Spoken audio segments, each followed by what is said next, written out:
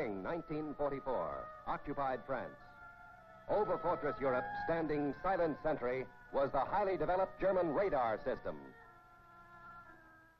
By June, 3 days before D-Day, enemy strength in Holland, Belgium, and France had been increased to 60 divisions. German headquarters expected an invasion, but wasn't sure where.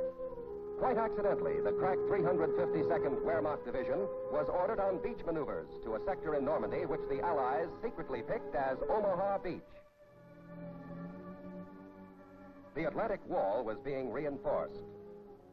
Thinking the Allies intended to strike directly across the channel at its narrowest point, the enemy kept strong forces in the area and heavily fortified the Pas-de-Calais coastline. High German brass inspecting fortifications facing England ordered heavier defenses.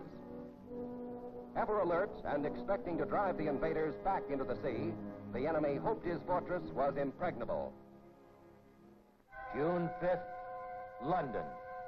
The waking metropolis didn't know General Eisenhower had given us the final decision. The invasion of France would start this night. All southern England was a military camp. For days, our troops had been boarding invasion transports. If ever there was a German bomber's paradise, it was a harbor like Portsmouth. What sitting ducks we could have been.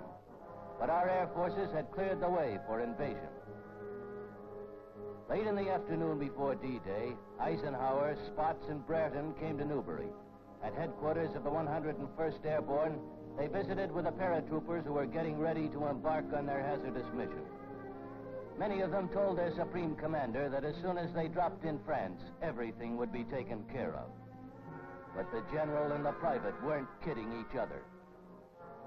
As spearhead of the invasion, thousands of airborne troops were going to drop behind enemy lines.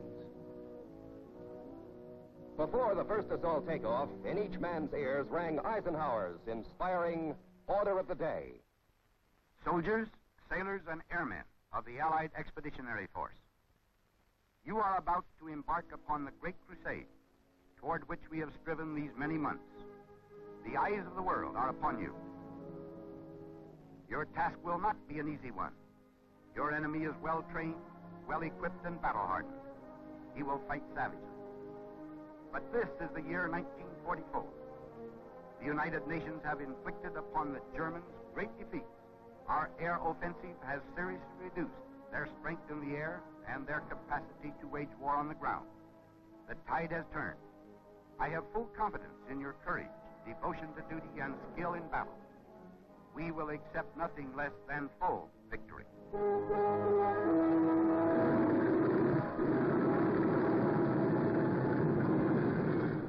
Good luck, and let us all beseech the blessing of Almighty God upon this great and noble undertaking.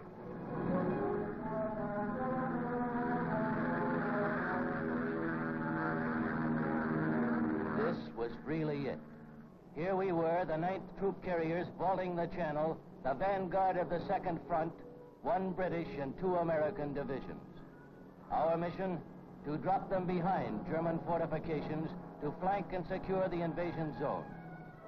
Tough young men making history, which some of them would never get a chance to read.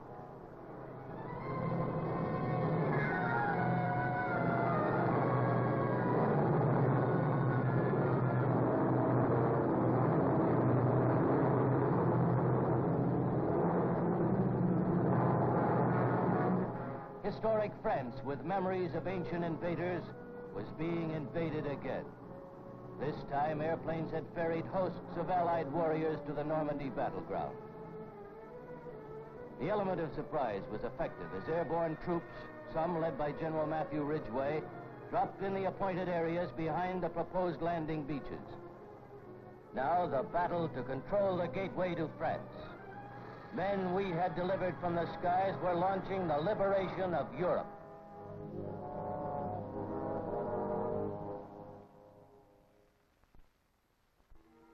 All this time, hundreds of troop-laden invasion craft were leaving England. June saw the highest winds and roughest seas experienced in the English Channel for 20 years. D-Day was no picnic.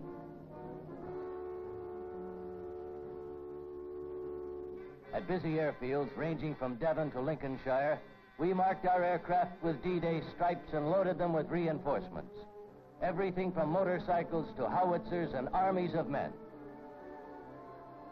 Last-minute hookups were ordered.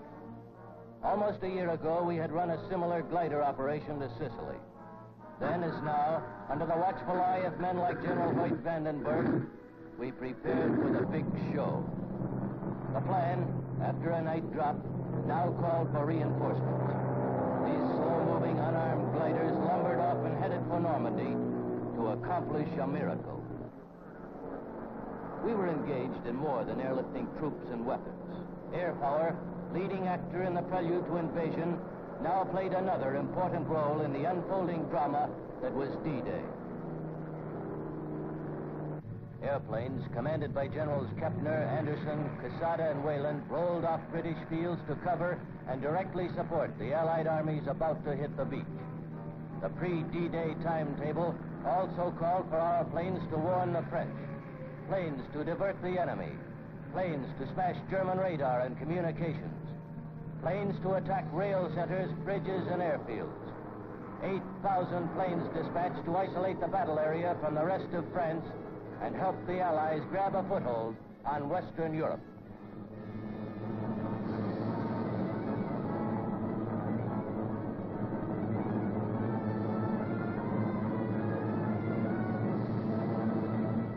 As we left England, all of us felt the high drama of armies of men joined in the historic flight across the Channel.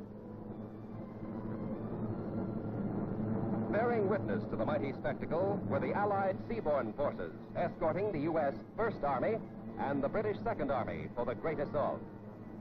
The invasion schedule now called for a tremendous naval overture.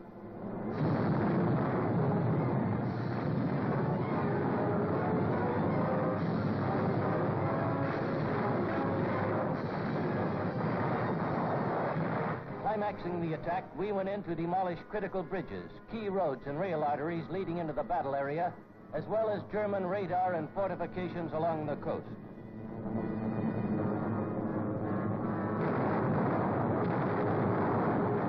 By D-Day, 74 tunnels and bridges leading to Normandy were put out of business.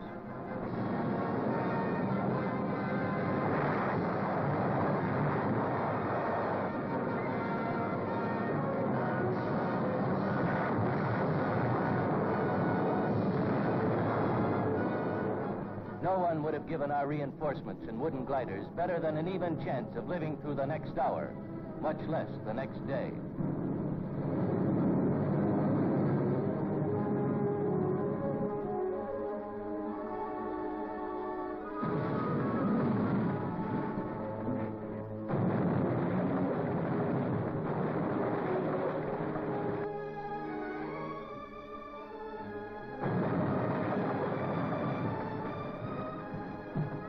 They were wrong.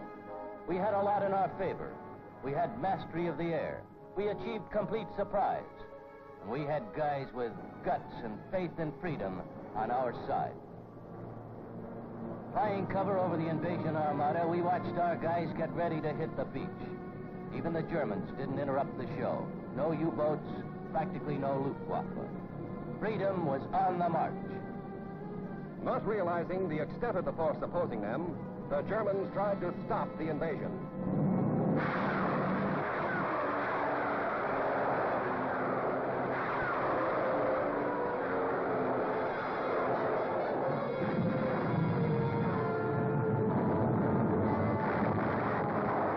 General Ike had promised his assault troops, if you see any airplanes, don't worry, they'll be ours. He was right. We were there with a vengeance.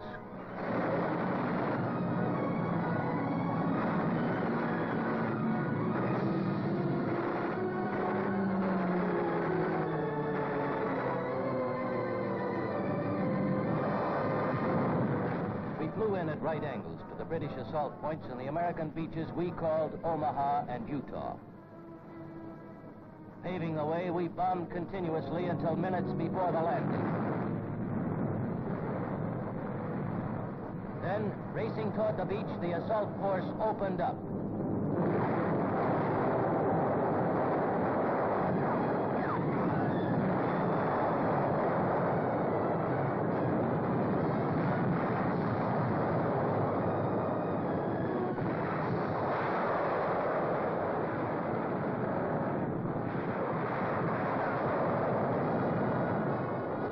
hitch hour, and waves of free men hit the beach.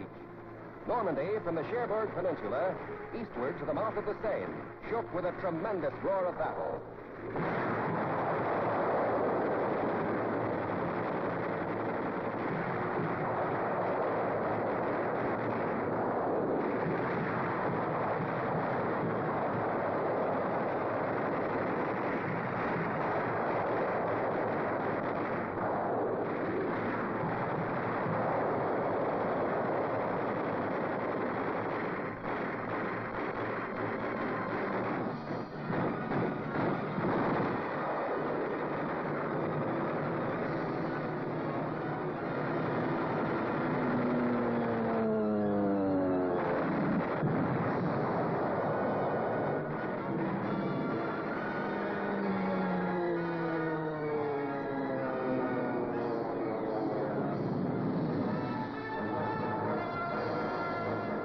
The hard crust of the German west wall was broken.